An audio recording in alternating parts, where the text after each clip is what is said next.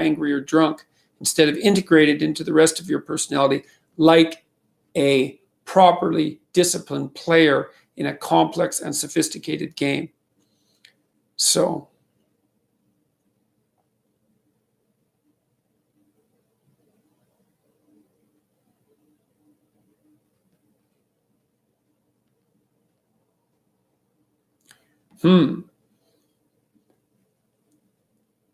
lots of tough questions today. Here's one from Basil. I live in constant worry. My children are going to be hit by a car, kidnapped, murdered, beaten up. It's a torture. How can I stop? Well,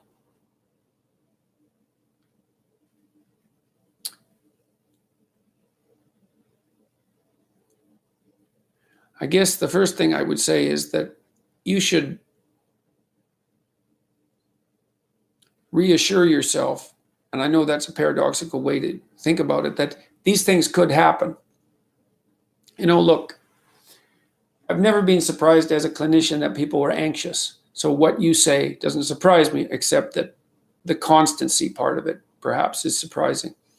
Because children can get hit by cars, kidnapped, murdered, and beaten up. And it is a torture to contemplate that. And so you might ask yourself, not Basil, not why so much you're living in constant worry that could happen to your children, but why everyone else isn't always living in constant worry that could happen. Because tragedy can strike, and it strikes children, and apparently you're quite attached to your children, and so aren't very, what would you say, soothed by the realization that something terrible could happen to them. Now, first of all, I might say, you might want to go talk to somebody professional about this, because maybe you're depressed more than you should be, and maybe you have an anxiety disorder. I'm not saying that is not a diagnosis, and I certainly couldn't derive that from what you said, but it's one of the possible things that could contribute to this constant worry, or maybe you're physiologically ill and less resilient than you should be. Maybe you're not eating enough. One thing I would recommend to begin with is to make sure that you just try this. I know it's surprising advice, but try to eat a big breakfast for like 2 weeks. See what happens. See if that drives the worry down. Now, then the next thing I would ask is, when does it happen? Like, are these dreams? Are these thoughts before you go to bed? Do you wake up in the middle of the night with these visions running through your head?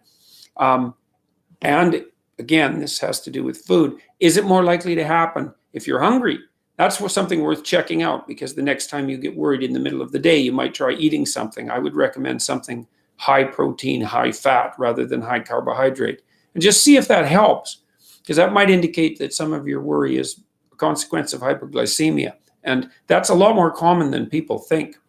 So if it's dreams and visions at night, one of the things you can do that's counterproductive is you take one of those fantasies that's torturing you, and that you're suppressing, because you will be suppressing it, and let it play itself out.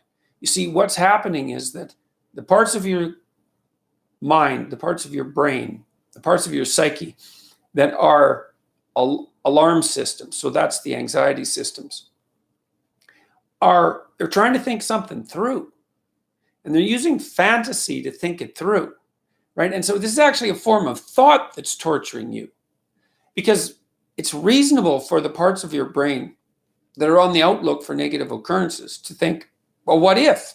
What if? What if? That's what thinking is. And sometimes you think positively, what if? And sometimes you think negatively. And well, you're in all likelihood doing everything you can to escape from these thoughts when they make themselves manifest.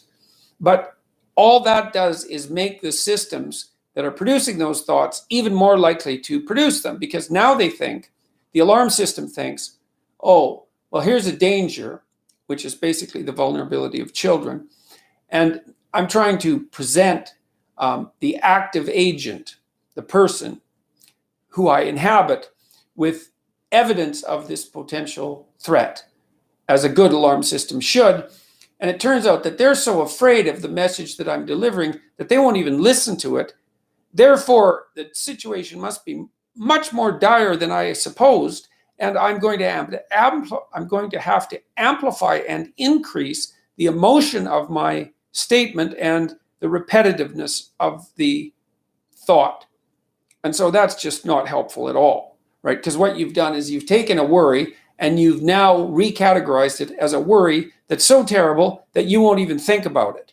And so now the alarm systems think that you're being chased by he who can't be named. That's a good way of thinking about it, and a good allusion to something popular in culture. And so they're just going to be screaming nonstop. So what do you have to do? Well, man, this is counterproductive, but I'll tell you, it works. Next time you have there's a couple of things you could do. You could start by bringing to mind those fantasies. Sit down somewhere, take some deep breaths, try to calm yourself down a little bit, and let those thoughts come forward. You know what they are. And then watch them like you're watching a movie. Even if it's a horror movie, watch them. Let the whole fantasy play out and see what comes out at the end. Now, even if it's going to be frightening to do this. Now, look, even if the vision is quite horrific, right? The entire thought is quite horrific. You have now indicated to your anxiety systems that you have enough courage to face the worrisome event. And just that alone should be helpful. Now, you may have to do this multiple times, and you might have to do it with all the thoughts. And you'll know that you'll have done it. You'll know that you've done it enough when doing it starts to become mundane, when all the emotion goes out of it. And if you're particularly frightened, that might take a long time. Now, the other thing that you might really consider, and this is something you can do as an adjunct, is you should think about what you would do if this would happen. If this happened, as if it happened in real life, and to take even the worst case situation, so let's say that you received the news that your child was hit by a car. Well, you could receive news like that. And then the question is, well, what would you do and what should you do? And the answer is, you don't know. You think that would kill you. You think that would be unbearable and the end of the world. And it's not surprising that you think that, but it's not helpful, because people have to live through catastrophe, and you have more than one child, apparently, and I would presume as well that you have a spouse and other people that love you and need you. And so it isn't good that you would fall apart and die like in an apocalyptic dread if something happened to one of the people that you loved, because then you would leave all the other people bereft of you as well. And that's not helpful. And so if your child was hit by a car, well, what would you do? Well, you have to think it through. You'd grieve. You'd go to the hospital. You'd have a terrible time. You'd have a terrible year, and that would be that. And you'd have the funeral, and you'd have the loss of the child. And all of that would be awful. But people live through that, and maybe you could have an aim, and the aim would be that if that happened, your determination would be to live through it so that you could be there for the rest of your people, and so that you wouldn't fall apart and collapse, because the death of someone and the subsequent utter collapse of a person closely associated with them, that second event does not improve the first one. It makes it worse. And it's incumbent upon you to develop the psychological strength to be able to tolerate what it is that your anxiety alarm systems are tormenting you with.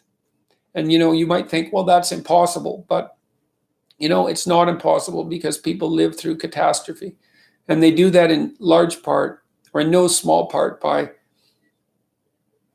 discovering that there are darker and stronger forces within them than they might be willing to appreciate. And that one of the consequences of integrating those forces is that you have the strength and the cruelty, in some strange sense, to endure, right? To dare continue to live, even if the unthinkable happens. And it's no simple matter to think of that as a moral step forward. But, people are called upon to be strong, and strong in the face of the worst catastrophe. And your psyche is tormenting you with precisely that. It won't let you go. It'll shake you like a dog shakes a rat. It won't let you go until you deal with it.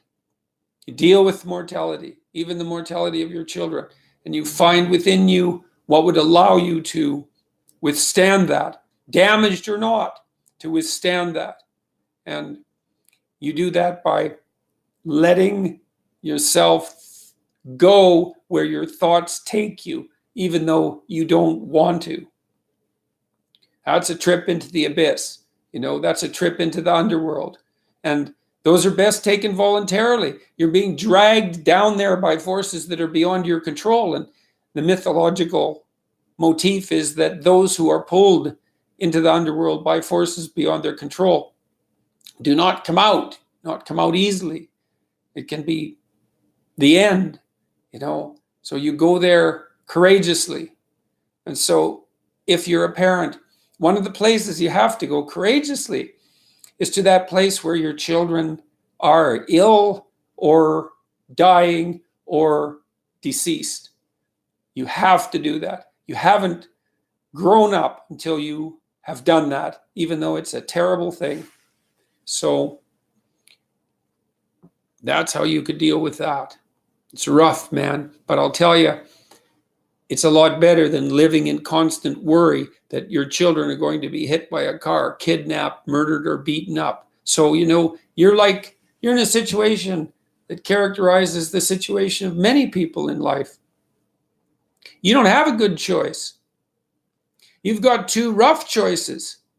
You can go left, and that's rough, and you can go right, and that's rough, and that's all you've got. And I would say you have the freedom to choose which of the two difficult paths you're going to choose. And the one that involves voluntary confrontation